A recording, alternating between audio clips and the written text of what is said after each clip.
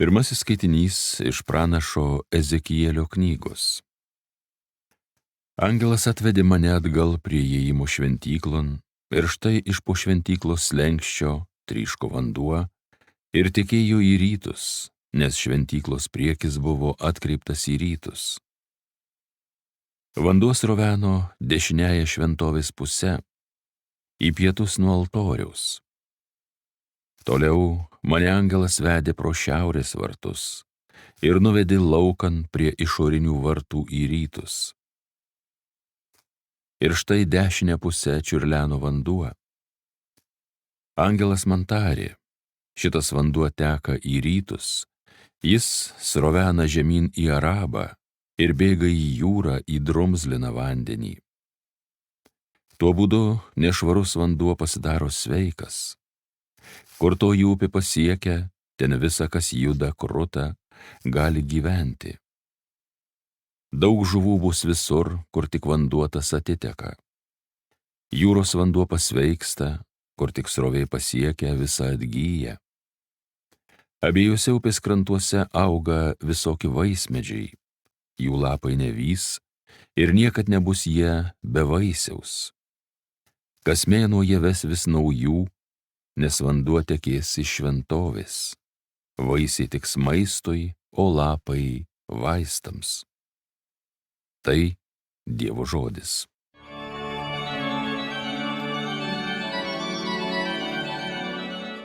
Sraunūs upeliai džiugina Viešpaties miestą, kur stovi šventas aukščiausiojo būstas. Dievas prieglauda mūsų tvirtovė, jis varguose ištikimiausias mūsų globėjas. Todėl nesibijom, net jei žemė drebėtų, jei kalnai griūtų į jūrų gelmę. Sraunūs upeliai džiugina Viešpaties miestą, kur stovi šventas aukščiausiojo būstas. Sraunūs upeliai džiugina Viešpaties miestą, kur stovi šventas aukščiausiojo būstas. Dievas jo viduje, jam nėra ko bijotis.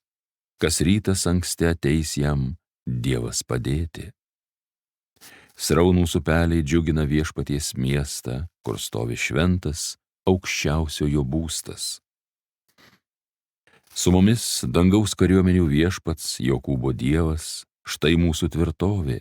Eikit, pasižiūrėkit, ką Viešpats nuveikia, kokių stebuklų jis žemėje daro. Sraunūs upeliai džiugina Viešpaties miestą, kur stovi šventas aukščiausiojo būstas.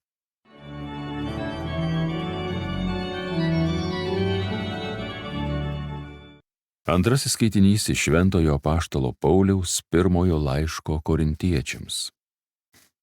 Broliai, jūs esate Dievo statyba. Dievo man suteikta malonė, aš, kaip protingas statybos vadovas, padėjau pamatą, o kitas stato toliau. Tegul kiekvienas žiūri, kaip bestatas, juk niekas negali dėti kito pamato, kaip tik tą, kuris jau padėtas, kuris yra Jėzus Kristus. Argi nežinote, kad jūs esate Dievo šventovė ir jumyse gyvena Dievo dvasia? Jei kas Dievo šventovę sunaikintų, tą Dievas sunaikins, nes Dievo šventovė šventa, o toji šventovė tai jūs. Tai Dievo žodis. Alleluja, alleluja, alleluja. Išsirinkau ir pašventinau šitą vietą, sako Viešpats, kad čia mano vardas būtų per amžius. Alleluja, alleluja, alleluja. Evangelija pagal Joną.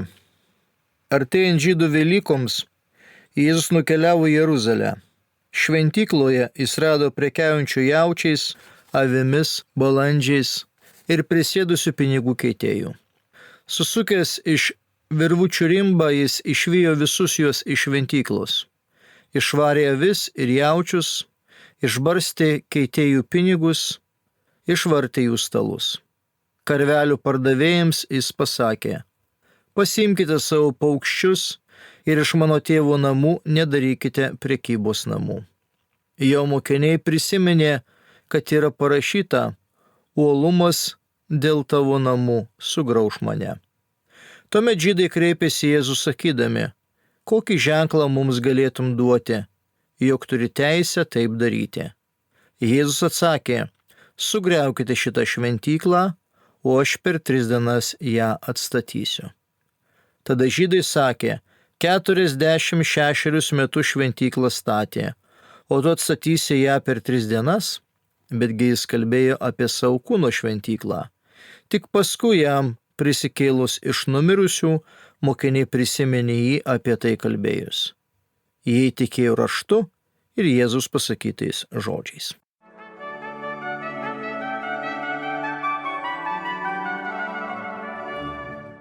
Brangus Marijos radijo klausytojai, ką tik tai girdėta Evangelija kalba mums apie šventyklos apvalymą.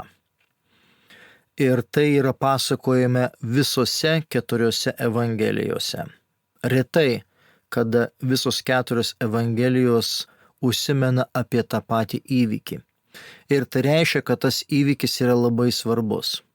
Nes kartais būna, kad tarkime, tam tikri įvykiai, tam tikri Jėzus pasakyti žodžiai arba veiksmai yra aprašyti tik tai vienoje Evangelijoje, ar tai 2 Evangelijose, ar tai 3 sinoptinėse, kurios vadinamos Mato, Morkaus ir Luko Evangelijomis. Ir labai retai mes sutinkame, kad visos 4 Evangelijos kalba tą patį turinį. Įdomu tai, kad pirmosios 3 Evangelijos, kurios vadinamas sinoptinėmis, jos šitą pasakojimą nukelia į didžiąją savaitę, kuomet Jėzus įžengia į Jeruzalę ir tuomet tas vyksta šventyklos apvalymas. Tačiau Jonas, rašydamas savo Evangeliją, jisai visai kitaip dėlioja įvykių eigą. Po vestuvių Kanos Galilėjoje autorius iš karto pradeda pasakoti būtent apie šitą šventyklos apvalymą.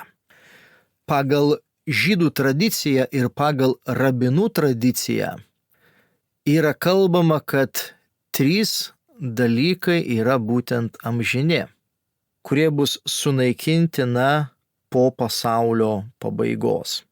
Tai pirmas dalykas tai yra būtent šventykla, antras dalykas yra sandoros skrynia ir trečias dalykas yra būtent sandoros skrynioje esančios plokštės. Taip iš tikrųjų kalba žydų tradicija, žydų išmintis.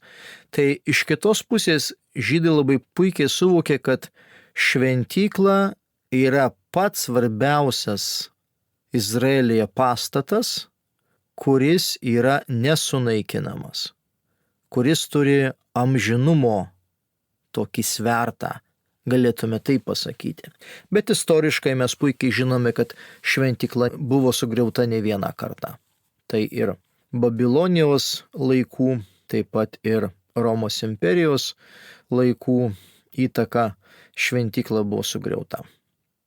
Bet vis vien šventykla yra kaip Dievo artumo simbolis, kaip Dievo buvimo simbolis, kaip Dievo veikimo simbolis, kaip susitikimo tautos su Dievu ir taip pat kaip šventumo simbolis. Jeruzalės pastatyta šventykla, jinai būtent duoda tą šventumo, tą tokį skalę būtent visai tautai ir visai teritorijai. Ir dėl to, pavyzdžiui, per Velykas reikėjo visiems žydams keliauti į Jeruzalę, į šventyklą, švęsti Velykas. Dėl to Jėzus laikais susirinkdavo kažkur tai apie 1 milijoną žmonių į Jeruzalės miestą. 2 skyriaus 13 eilutė kalba: artėjant žydų Velykoms, Jėzus nukeliavo į Jeruzalę.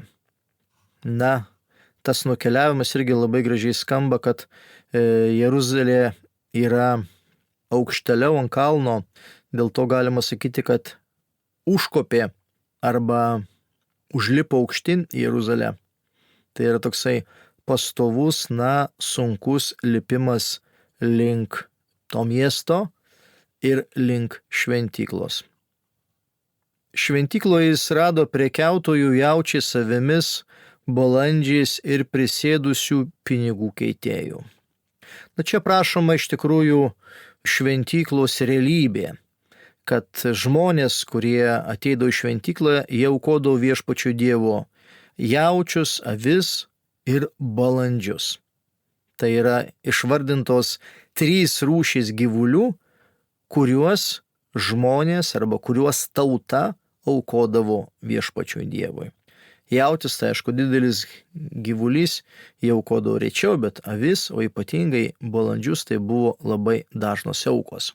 Ir dabar toliau kalba, kad buvo taip pat prisėdę ir pinigų keitėjai.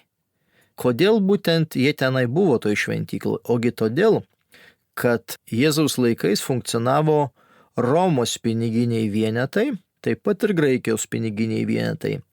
Bet norint nupirkti šventykloje auką, tu turėdavai pirkti taip vadinamais šventais pinigais, žydiškais šekeliais. Dėl to žmonės turėdavo ar tai romėniškus, ar tai graikiškus pinigus išsikeisti į žydiškus ir tuomet galėdavo pirkti auką. Ar tai balandį, ar tai avį, ir tuomet ta auka yra švari. Jeigu žmogus norėtų pirkti už pagoniškus pinigus, ar tai romėniškus, ar graikiškus, tai tuomet auka būtų tikrai nešvari. Iš kitos pusės galbūt ir niekas jam neparduotų. Dėl to reikalingi buvo tie keitėjai. Tai matome, kokia iš tikrųjų ta kasdienybė šventyklos, kad buvo, pardavinėjamos aukos, kokią norėjo auką paaukoti viešpačiui, būdavo žmonės, kurie tau iškeisdavo pinigus ir būtent galėdavai paaukoti tą auką. Ir žiūrėkime Jėzaus reakciją. Susukęs iš virvučių rimbą, jis išvijo visus juos iš šventyklos. Išvarė avis ir jaučius, išbarstė keitėjų pinigus, išvartė jų stalus. Karvelių pardavėjams jis pasakė: pasiimkite savo paukščius ir iš mano tėvo namų nedarykite prekybos namų.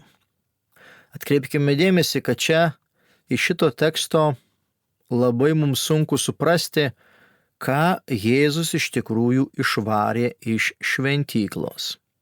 Bet jeigu skaitytume taip nuodugniai, tai mes matome, kad Jėzus išvarė iš šventyklos arba šventovės labiau visų pirma avis, jaučius ir išbarstė keitėjų pinigus ir išvartė jų stalus. Kai kuriuose paveiksluose mes galime pastebėti šitą sceną, kad Jėzus stovi su rimbu, rūstaus veido ir su tuo rimbu lupa tuos pardavėjus ir tuos pinigų keitėjus. Bet tekstas apie tai nekalba. Tekstas kalba, kad tai buvo išvaryti tik tai avys ir tik tai būtent jaučiai. Išvarė avis ir jaučius. Taigi, Jėzus padarė būtent su gyvuliais, bet ne su žmonėmis. Ir toliau Evangelija kalba apie mokinius.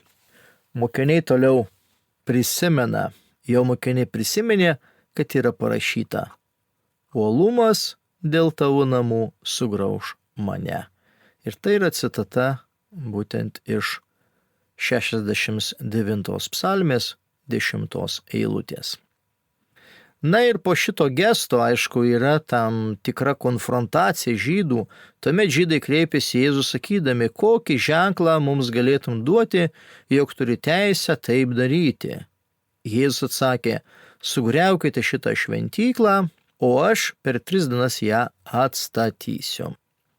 Tiems žmonėms, kurie išgirdo šitus pasakytus žodžius, tai buvo didžiulis nesusipratimas, nes žydai sako: 46 metus šventykla statyta, o tu statysi ją per 3 dienas. Bet jis kalbėjo apie savo kūno šventyklą. taip galime mes irgi kalbėti. Taigi šitoje Evangelijoje praktinis žodis ir pats svarbiausias turbūt momentas tai yra aišku Dievo šventovė, Dievo šventykla ir aišku Jėzus, kuris sutapatina save su šventykla. Ir tai yra labai nuostabu, nes Naujojo testamento šventykla tai yra būtent Jėzaus kūnas arba pats Jėzus. Ir kuomet mes ateiname į šventas mišias arba kuomet mes ateiname į bažnyčią, mes ateiname susitikti su Jėzumi.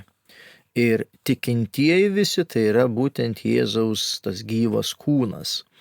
Na ir apokaliptiniai tekstai kalbėjo, kad tarkime, Mesijų laikais, tai šventykla iš tikrųjų praras savo funkciją, nes jinai buvo reikalinga tam, kol buvo lauktas Mesijas. Ir taip įvyko. Dabar mes turime, aišku, šventovės ir bažnyčias ir šventyklas, kur švenčiame Jėzus paskutinę vakarienę. Bet tokia funkcinė šventovė, kuri buvo Jeruzalėje, kuri aukojo viešpačio aukas, deginamasias aukas, jaučius, avis, mes matome, kad šita šventykla iš tikrųjų prarado savo funkciją, nes tokia yra išganimo istorija. Iki Mesijo atėjimo jinai labai labai tampriai rodė tą savo funkciją praktiškai 1000 metų, nes karalius Saliamonas ją pastatė ir praktiškai apie 1000 metų jinai funkcionavo, o paskui atėjo laikas, kada jinai buvo priešų Romos imperijos sugriauta ir jinai iki šiol nėra atstatyta, likus tik tai viena raudų siena, prie kurios važiuoja visi maldininkai. Bet tas šventyklos samprata, šventyklos, sakykime, funkcija, jinai įsirutuliojo į būtent Naujojo testamento idėją, kad visų pirma, šventyklą atstovauja pats viešpats Jėzus. Ir taip pat šventyklos tie visi akmenukai, mažiukai, kaip mes galėtume pasakyti, tai yra būtent tie tikintieji. Bet tai yra labai svarbus dalykas. Mes negalime kalbėti, kad, tarkime, aš dabar galiu melstis bet kur. Taip, iš vienos pusės žmogus gali melstis bet kur, bet ypatingai viešpats Dievas veikia. Ypatingų būdų Dievas veikia būtent bažnyčioje, kaip mes sakom, arba šventovėje, kur yra švenčiausias sakramentas, kur yra būtent tabernakulis, kur vyksta liturgija. Ten ypatingų būdų Dievas veikia. Aišku, aš asmeniškai galiu pasimelsti ir namuose, ir beidamas palei upę, ir nuvažiuodamas kažkur tai į mišką, bet šventovė, šventykla, bažnyčia, jinai yra tas Dievo atspindys. Nors Senojo testamento šventykla sugriauta, joje jau nevyksta gyvulių aukojimas, tačiau kitos formos, paskutinės vakarienės, Eucharistijos šventimas šventykloje arba bažnyčioje jisai toliau tęsiasi.